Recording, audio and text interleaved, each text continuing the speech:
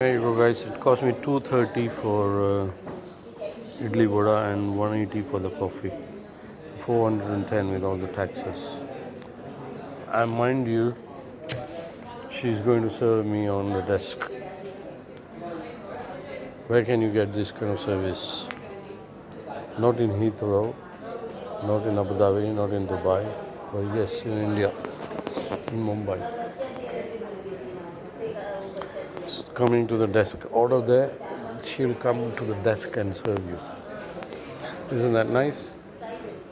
That's good about these kind of airports like Mumbai, Delhi, and Bangalore. It's pretty hot outside. What would you call it? 32, 34? But here it's okay, air conditioned.